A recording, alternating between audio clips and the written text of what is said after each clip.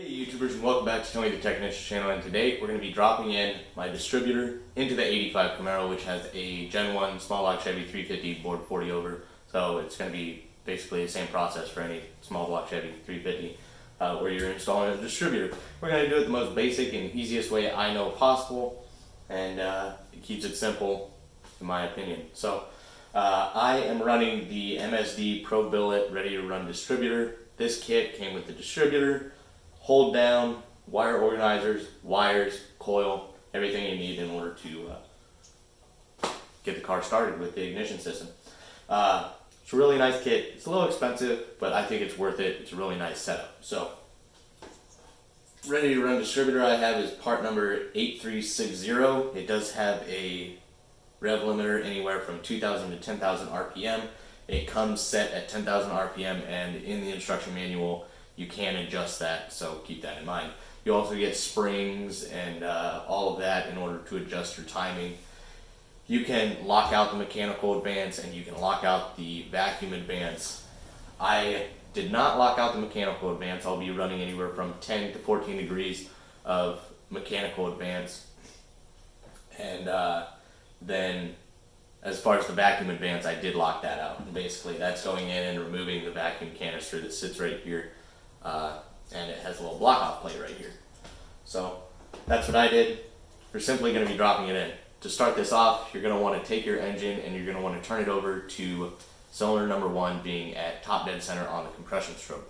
Compression stroke, not the exhaust stroke. You have 2 strokes where the piston's coming up. First you have the intake stroke, piston's going down. Coming up, that's the compression stroke. That's what you're looking for. Going back down, that's the power stroke. Coming back up, that's the exhaust stroke. You don't want to be on the exhaust stroke. So in order to check this, there's a couple different ways. You can look it up online. There's a lot of videos on it.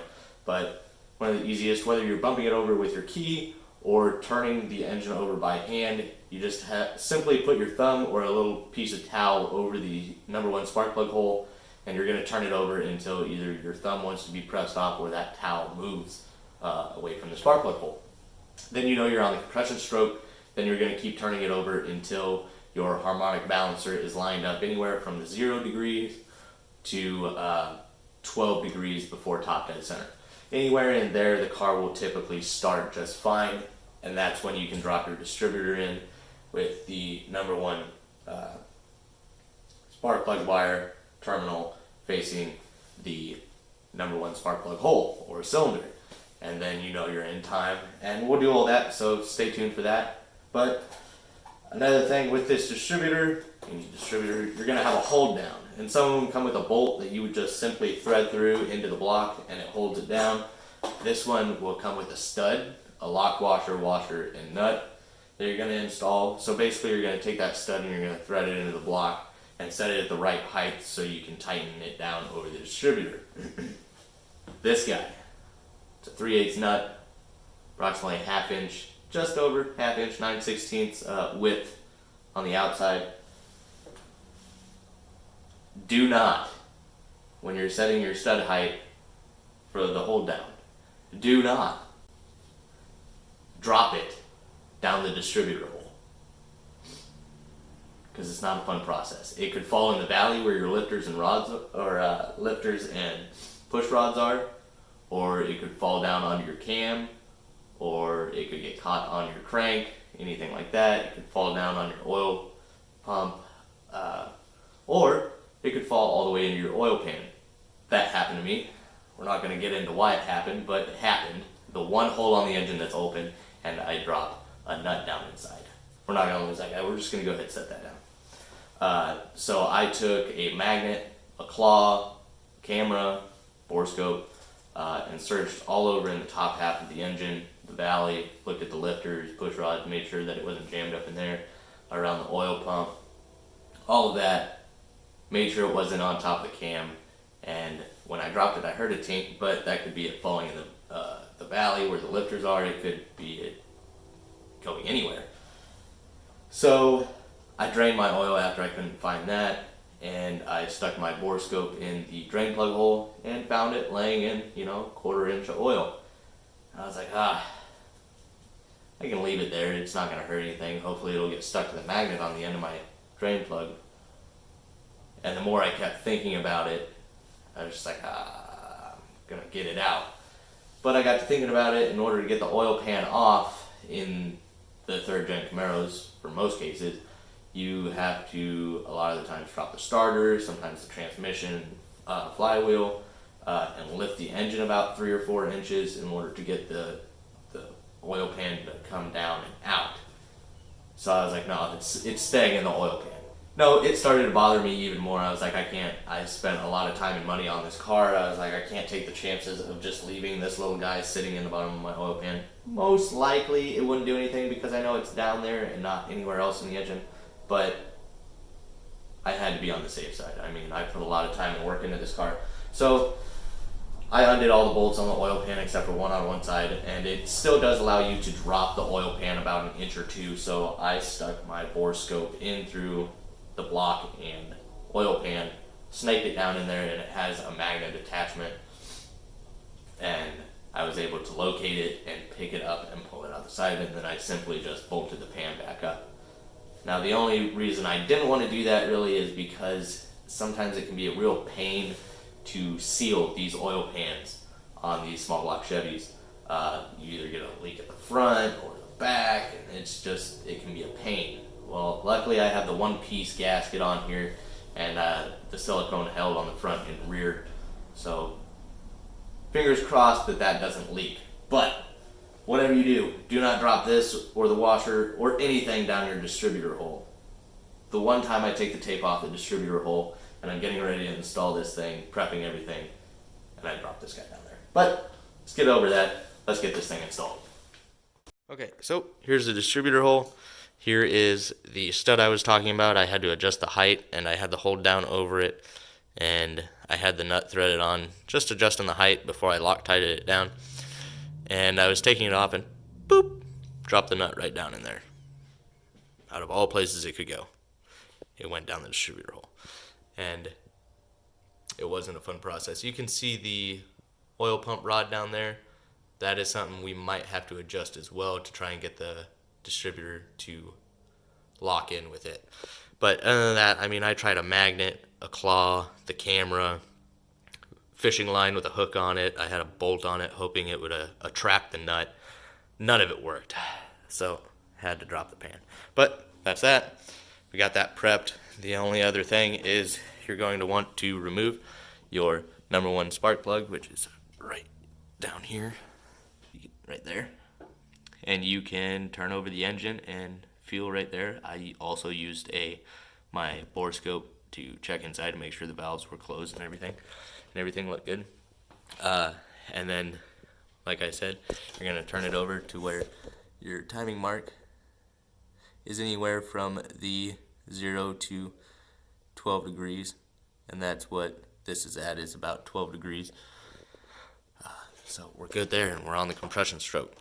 You can either turn the engine over by key, the front of the crank right here down on the bolt, the flywheel if you can get to it. There's a few different ways, but that's it. It's ready for install. Now what we're going to do is we're going to take the cap off the distributor, and we're going to make sure that it is lined up with the number 1 cylinder. Okay, so we got the cap off.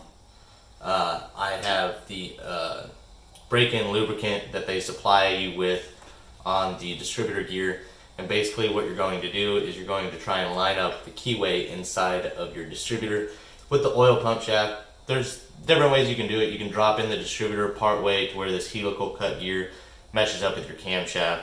Then you can turn the block over, or the engine over, until it falls down onto the oil pump. Or you can simply take a screwdriver or a priming tool and turn your oil pump shaft with it to align it with the distributor. So I have this vacuum block-off plate over here, vacuum advanced block-off plate, which always faces basically over here. And all you're simply going to do is kind of point this over here, basically to the second bolt on your intake manifold, second bolt from the rear. You're going to point it there and since it's helical cut, it's going to turn as you drop it in, and it should line up and turn into the number one cylinder.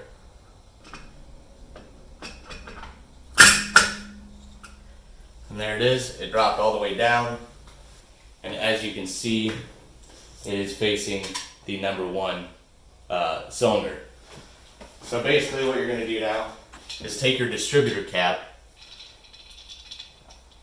and when you place it down on here, this will be my number one spark plug. And if you look, this is just before the number one spark plug, and that's because I have it set at 12 degrees before top dead center. So it's right before it's about to line up perfectly with the number one spark plug wire.